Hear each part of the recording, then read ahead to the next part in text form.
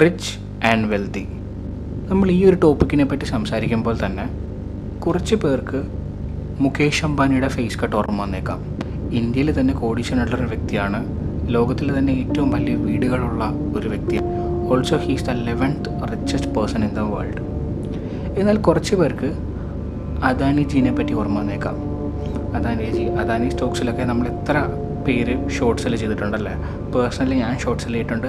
നിങ്ങൾ Adani സ്റ്റോക്സിൽ short cell ചെയ്തിട്ടുണ്ടെങ്കിൽ തീർച്ചയായിട്ടും മെൻഷൻ ഇൻ ദ കമൻറ്റ്സ്. എന്നാൽ ചിലർക്ക് ടാറ്റാനെ പറ്റി ഓർമ്മ വന്നേക്കാം. ടാറ്റ എന്ന് പറയുമ്പോഴേക്കും എക്സ്റ്റാബ്ലിഷ്ഡ് ഇൻ 1868, ഇന്ത്യയുടെ ലാർജസ്റ്റ് കമ്പനി ഓൺ ചെയ്യുന്ന ഒരു മനുഷ്യനല്ലേ. എല്ലാ സെക്ടേഴ്സിലും അവർക്കൊരു ഹോൾഡുണ്ട്. ഏകദേശം 33.7 ട്രില്യൺ നെറ്റ്വർത്തുള്ളൊരു മനുഷ്യൻ.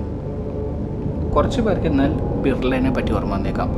ആദിത്യ ബിർള, ഐഡിയ, വോഡഫോൺ, അതേപോലെ തന്നെ ഒരുപാട് കമ്പനികൾക്ക് അവർക്കുമുണ്ടല്ലേ. നിങ്ങൾക്ക് കാണാം അൾട്രാടെക് സിമെൻറ്റ്, ബിർള വൈറ്റ്, അതേപോലെ തന്നെ എത്ര കമ്പനികൾ. So you can understand how rich he is.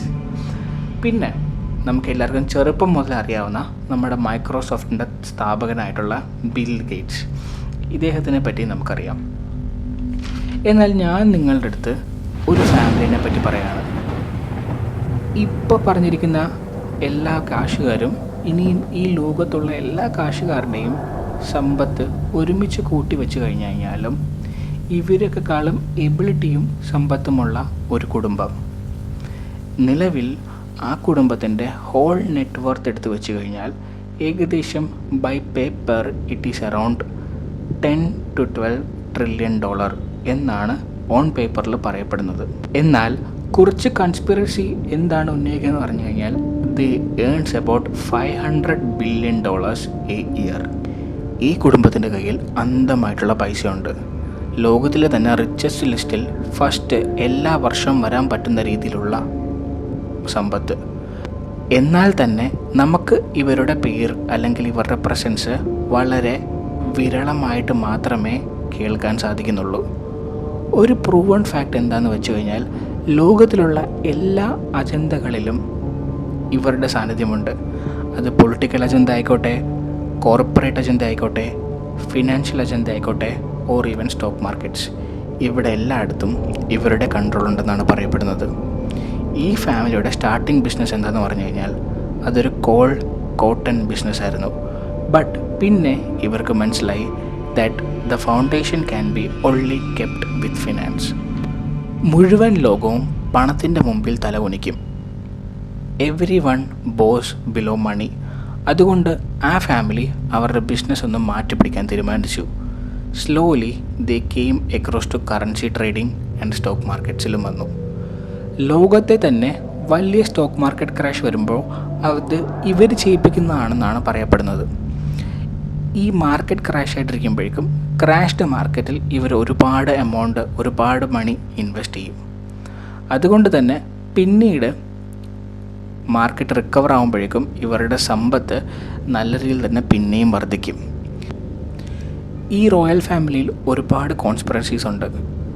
When ever the market crashed 2001 .com bubble വന്നപ്പോഴേക്കും, 2008 ലീമൻ ബ്രദർ ക്രാഷസിൽ, അതേപോലെ തന്നെ 2020 കോവിഡ് ക്രാഷിലും ഇവർ മാർക്കറ്റിൽ നല്ല രീതിയിൽ തന്നെ ഇൻവെസ്റ്റ് ചെയ്തു. എന്നാൽ വേറൊരു കാര്യം നിങ്ങൾ ശ്രദ്ധിക്കേണ്ടതെന്ന് പറഞ്ഞു കഴിഞ്ഞാൽ ഇവരുടെ ഒരു ടെക്നിക്സാണ്. ഇവരങ്ങനെ ആൽത്തുപാൽത്തു ടൂക്ലി സ്റ്റോക്സിലൊന്നും ഇൻവെസ്റ്റ് ചെയ്തില്ല. They invested stocks like Facebook, Apple, Bank of America, Pfizer, JP Morgan, Pepsi. കഴിഞ്ഞ കുറേ വർഷങ്ങൾ കൊണ്ട് തന്നെ, അല്ലെങ്കിൽ ഇതിൻ്റെ പ്രീവിയസ് ഹിസ്റ്ററി വെച്ച് നോക്കിക്കഴിഞ്ഞാൽ ഈ സ്റ്റോക്കുകളിൽ നല്ല കോമ്പൗണ്ടിങ്ങും വിത്ത് ടൈറ്റ് സേഫ്റ്റി ആൻഡ് സെക്യൂരിറ്റി ഉള്ളതായിട്ടും നമുക്ക് കാണാൻ സാധിക്കും. ഏകദേശം 70% യൂറോപ്പ്, സൗത്ത് ആഫ്രിക്കനെ കൺട്രോൾ ചെയ്യുന്നതും ഇവർ തന്നെയാണ്.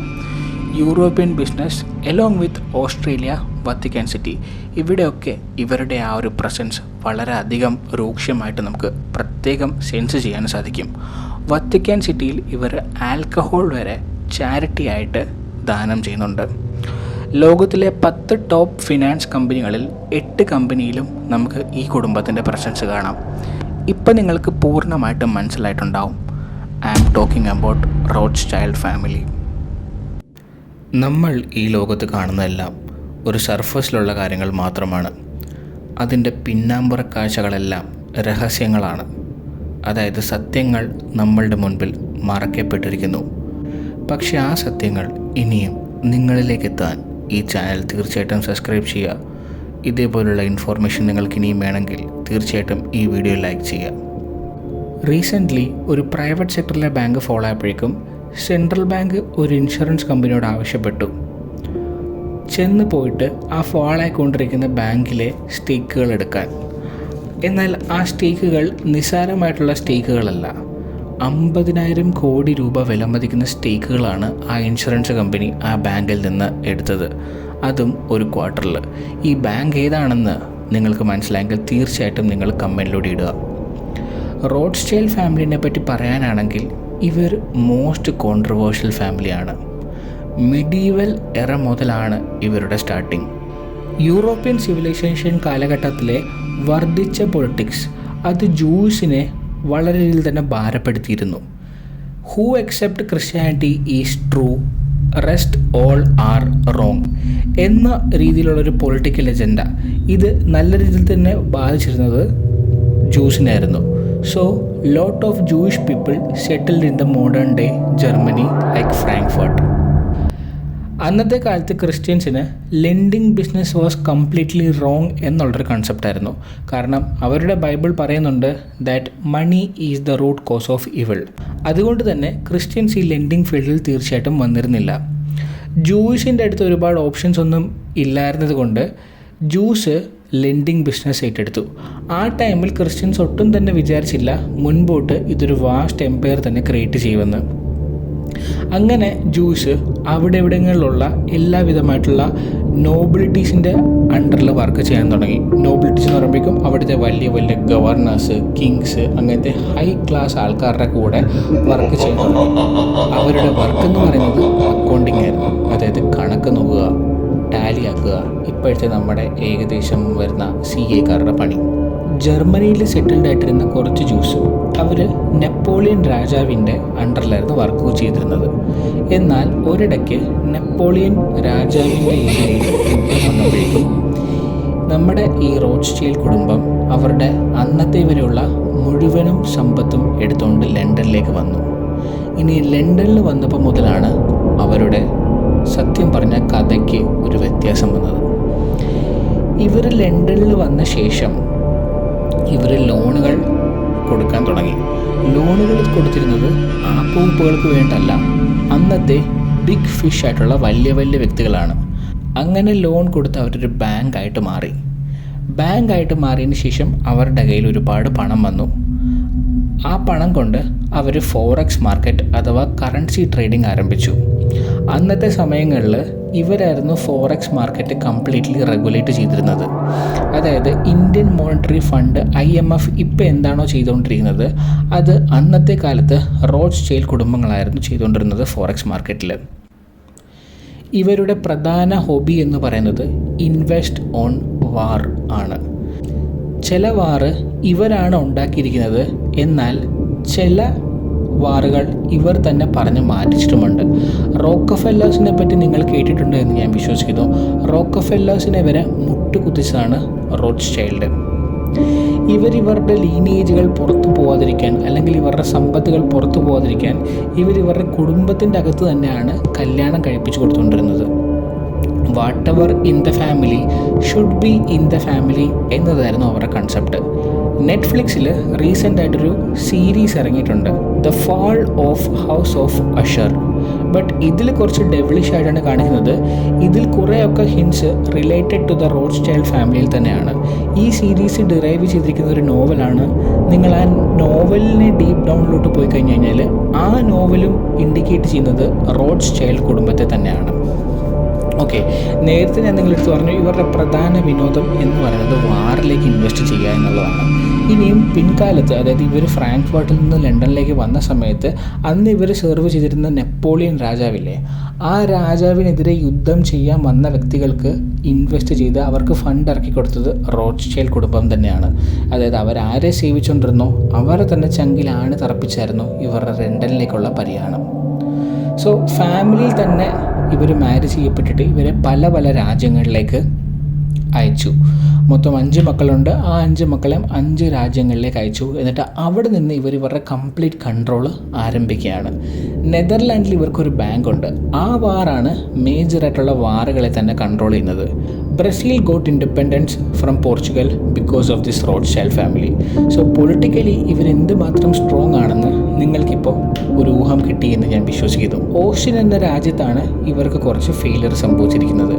ആ ഫെയിലിയറിനെ പറ്റി നമ്മൾ ഒരുപാട് ഡീപ്പ് ഡൗൺ നോക്കിക്കഴിഞ്ഞ് കഴിഞ്ഞാൽ ആ ഫെയിലിയർ വന്നതിന് ശേഷം ഇവരവരുടെ ഇൻവെസ്റ്റ്മെൻറ്റ് ട്രസ്റ്റ് ഓപ്പണാക്കി. ആ ട്രസ്റ്റിൻ്റെ പേരാണ് RIT ക്യാപിറ്റൽ. RIT ഫണ്ട് ഇപ്പോഴും എക്സിസ്റ്റ് ചെയ്യുന്നുണ്ട്. But the names keep on changing. Gold mining, cotton production ഇതെല്ലാം ഇവരുടെ കൺട്രോളിലാണ്.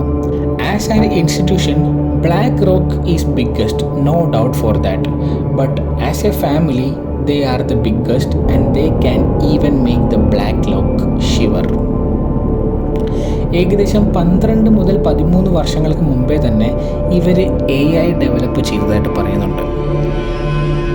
ബട്ട് നമ്മൾ AI മനസ്സിലാക്കാനും അറിയാനും ഉപയോഗിക്കാനും കണ്ടു തുടങ്ങിയത് എന്നത് ഈ കഴിഞ്ഞ കുറച്ച് വർഷങ്ങളായിട്ട് മാത്രമാണ്. 2 മെയിൻ റീസൺ റോത്സ്ചൈൽഡ് ഏറ്റവും കൂടുതൽ പൈസ ഉണ്ടാക്കിയത് എന്തുകൊണ്ടാണെന്ന് ചോദിച്ചു കഴിഞ്ഞാൽ, ഒന്നാമത്തെ കാര്യം അവർ ഫ്രണ്ട് റണ്ണിങ് യൂസ് ചെയ്തിരുന്നു. ഇനിയും എന്താണ് ഫ്രണ്ട് റണ്ണിങ്? നമ്മളിപ്പോഴത്തെ ഒരു ചെറിയ ഭാഷയിൽ പറഞ്ഞു കഴിഞ്ഞാൽ നമുക്കറിയാം, നമ്മൾ as A stock market investor trader നമുക്കറിയാം ഒരു സ്റ്റോക്കിൻ്റെ വില കൂടും എന്ന്. ഒരു ആൾക്കാർ ആ സ്റ്റോക്കിനെ പമ്പ് ചെയ്യാൻ പോകുന്നതായിട്ടുള്ള നമുക്കൊരു ഇൻഫർമേഷൻ കിട്ടി. സോ ആ ആൾക്കാർ ആ സ്റ്റോക്കിനെ പമ്പ് ചെയ്യുന്നതിന് മുമ്പ് തന്നെ നമ്മുടെ അടുത്തുള്ള ഫുൾ എമൗണ്ടും ഫുൾ സേവിങ്സും വെച്ചിട്ട് ആ സ്റ്റോക്കിൽ ഒരു ബെറ്റ് നടത്തി. That we have already invested in to that stock before those people are coming and investing in. So അവർക്ക് മുമ്പേ നമ്മൾ ഇൻവെസ്റ്റ് ചെയ്തതിന് ശേഷം ആ സ്റ്റോക്ക് 100% ഡെഫിനറ്റ്ലി അവിടെ ഒരു റൈസ് ഉണ്ടാവും. ഈ റൈസ് ഉണ്ടാകുന്ന സമയത്താണ് അവരവരുടെ ഫണ്ട് ഇൻഫ്യൂസ് ചെയ്യുന്നത്. സോ അവിടുന്നും ഗ്രോത്ത് കിട്ടി, നമ്മുടേതായിട്ടുള്ള ഗ്രോത്ത് കിട്ടി. ഇങ്ങനെ ചെയ്യുന്ന ആ ഒരു പ്രോസസ്സിനെ വിളിക്കുന്നതാണ് ഫ്രണ്ട് റണ്ണിങ് എന്ന്. ഈ ഫ്രണ്ട് റണ്ണിങ് റോത്സ്ചൈൽഡ് കുടുംബം ചെയ്തുകൊണ്ടിരുന്നു അവർ നോബിലിറ്റീസിൻ്റെ അണ്ടറിൽ വർക്ക് ചെയ്തുകൊണ്ടിരുന്ന സമയത്ത്. രണ്ടാമത്തെ മെയിൻ കാരണം ഫാമിലി ട്രീ എന്ന് പറയുമ്പോഴേക്കും ഇവരുടെ ലീനേജിലുള്ള ഒരു വ്യക്തികളും പുറത്ത് പോയി കല്യാണം കഴിക്കാറില്ല. അതുകൊണ്ട് തന്നെ ഇവർക്ക് പുറത്ത് ഡോറി, അതേപോലെ തന്നെ ഇവരുടെ സീക്രട്ട് അതെല്ലാം ഇവരുടെ ഫാമിലിയുടെ അകത്ത് തന്നെ ആയിക്കൊണ്ടിരുന്നു. ഇവരൊരുപാട് ഫാമിലി ഓറിയൻറ്റഡ് ആണ്. ഇവരുടെ എന്തെങ്കിലും വീഡിയോ അല്ലെങ്കിൽ ഇവരുടെ എന്തെങ്കിലും കാര്യങ്ങൾ തന്നെ ഹാർഡ്ലി നിങ്ങൾക്ക് ഇൻ്റർനെറ്റിൽ കാണാൻ കിട്ടിക്കഴിഞ്ഞാൽ കിട്ടി. റീസെൻ്റ്ലി റോത്സ്ചൈൽഡ് നമ്മുടെ മുകേഷ് അംബാനിനെ കാണാൻ വേണ്ടിയിട്ട് വന്നിട്ടുണ്ടായിരുന്നു. ഓക്കെ, സോ ഒരുപാട് കോൺസ്പിറൻസീസ് ഉള്ള, അതേപോലെ തന്നെ നിങ്ങൾക്ക് ഞാൻ ഉണ്ടാക്കിയിരിക്കുന്ന ഈ ഒരു മൈക്രോസോഫ്റ്റ് പവർ പോയിൻറ്റ് ഷീറ്റ്സിൽ കാണാൻ പറ്റും. ഇവിടെ ഫുൾ ഡീറ്റെയിൽസ് ഉണ്ട്. മേയർ ആംസ്റ്റെൽ റോത്സ്ചൈൽഡ് ആണ് റോത്സ്ചൈൽഡ് ഫൗണ്ടർ. 17th സെഞ്ച്വറി മുതലേ ആക്റ്റീവായിട്ടിരിക്കുന്ന ഒരു ഫാമിലിയാണ് റോത്സ്ചൈൽഡ് ഫാമിലി എന്ന് നിങ്ങൾക്ക് ഈ ഒരു പവർ പോയിൻറ്റ് പ്രസൻറ്റേഷനിൽ കൂടി തന്നെ മനസ്സിലാവുന്നുണ്ട്. അതേപോലെ തന്നെ ജേക്കബ് റോത്സ്ചൈൽഡ് നെറ്റ്വർത്ത് 5 ബില്യൺ. ഈ 5 ബില്യണൊക്കെ ഓൺ പേപ്പറിൽ മാത്രമാണുള്ളത്. ഓക്കെ, ഓഫ് പേപ്പർ ഇവരുടെ കാര്യങ്ങൾ സത്യം പറഞ്ഞാൽ എങ്ങനെയാണെന്ന് നമുക്ക് തന്നെ അറിയത്തില്ല. ലോകം മുഴുവനും ഇട്ടും മൂടാൻ വേണ്ടിയിട്ടുള്ള തന്നെ സമ്പത്ത് ഇവരുടെ കയ്യിലുണ്ടെന്നാണ്. ഇനി നമുക്ക് കൺക്ലൂഷനിലേക്ക് വരാം. കൺക്ലൂഷനിലേക്ക് വരുന്നതിന് മുമ്പ് ഇതേവരെ നിങ്ങൾ നിങ്ങളുടെ investing journey, trading journey start ചെയ്തിട്ടില്ല എങ്കിൽ തീർച്ചയായിട്ടും ഞങ്ങളുടെ അടുത്തു നിന്ന് തന്നെ സ്റ്റാർട്ട് ചെയ്യുക. വീഡിയോയുടെ ഡിസ്ക്രിപ്ഷനിൽ 2 ലിങ്കുകൾ കൊടുത്തിട്ടുണ്ട്, അപ്സ്റ്റോക്സിൻ്റെയും ഏഞ്ചൽ മണിയിലൂടെയും. അതിൽ കൂടി നിങ്ങളുടെ അക്കൗണ്ട് ഉണ്ടാക്കിയിട്ട് ഇൻവെസ്റ്റിംഗ് അല്ലെങ്കിൽ ട്രേഡിംഗ് സ്റ്റാർട്ട് ചെയ്യുക. അതുവഴി നിങ്ങൾക്കുണ്ടാകുന്ന ഓപ്പർച്യൂണിറ്റി എന്താണെന്ന് പറഞ്ഞു കഴിഞ്ഞാൽ you will get our life support 24/7. ഇനി നമ്മൾ കൺക്ലൂഷനിലേക്ക് വരുവാണെങ്കിൽ റോത്സ്ചൈൽഡ് ഇതുവരെ പബ്ലിക്കിലേക്ക് വന്നിട്ടില്ല. കോൺസ്പിറസീസ് പറയപ്പെടുന്നതെന്ന് പറയുമ്പോഴേക്കും ഇവർ പബ്ലിക്കിൽ വന്നു കഴിഞ്ഞാൽ ഇത് ഇവരെ തന്നെ ഡാമേജ് ചെയ്യും എന്നാണ്. What is Rothschild net worth? On പേപ്പറാണ് ഈ 1 ബില്യൺ 1.2 ട്രില്യൺ എന്നൊക്കെ പറയുന്നത്. ശരിക്കുമുള്ള നെറ്റ്വർത്ത് എത്രയാണെന്ന് പറഞ്ഞു കഴിഞ്ഞാൽ it is more than what we can imagine.